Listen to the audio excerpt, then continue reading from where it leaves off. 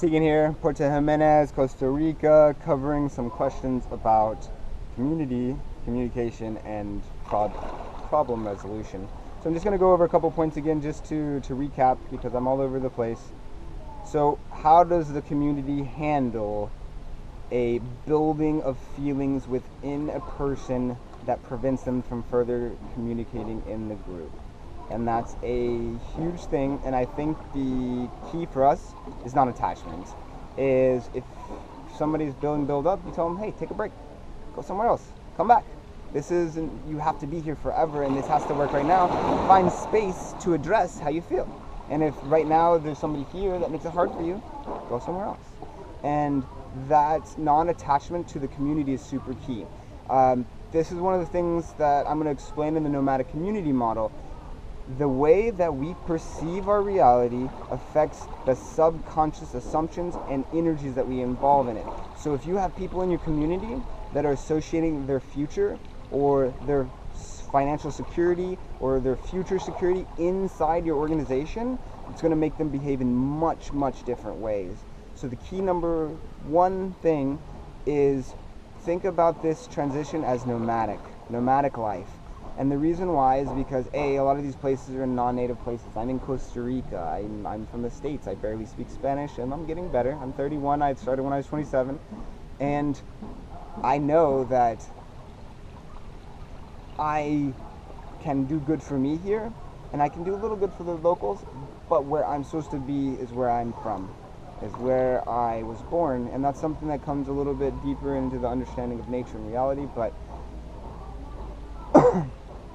if we tell everybody to use this opportunity to grow, to gather, to expand, and prepare, you can find a change in the subconscious where people no longer have those deep down internal fears of security.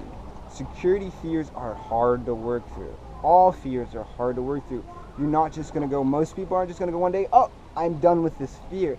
It's a pattern of residual resistance breakthrough. Meaning the first time you do it, it's going to be really hard.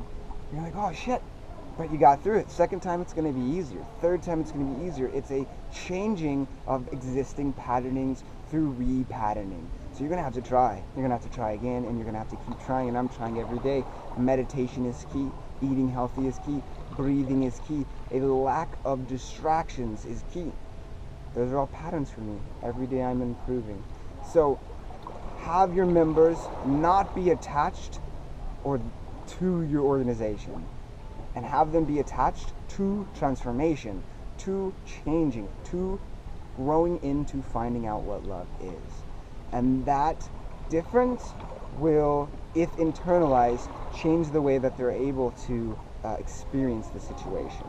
So back to the boundaries, I think the best boundary, and I would encourage, is having a physical boundary. There can be no physical aggression, contact, abuse.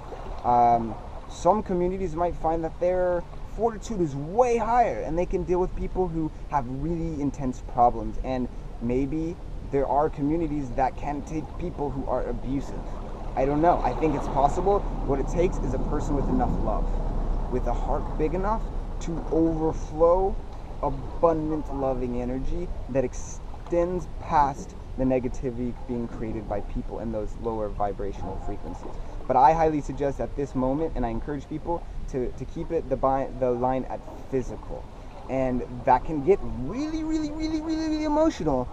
But if you use that emotion as a vehicle for transformation and not a vehicle for attacking, you can find that heavy experience transforms you into the person that you want, using the energy that you're so much afraid of.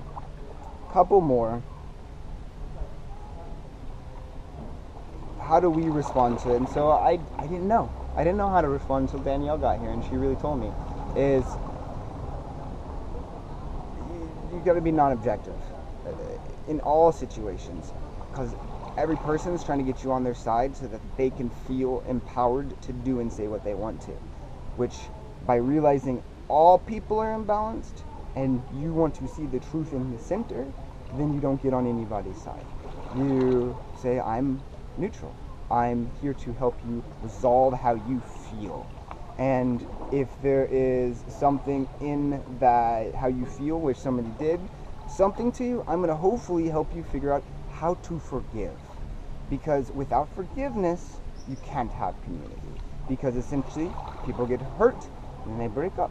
And they get hurt and then they break up. So forgiveness, love, and non-permanent attachment are super key in the mentality of your community. Because as soon as you lose focus of those, you can bring in energies that change your community very, very differently.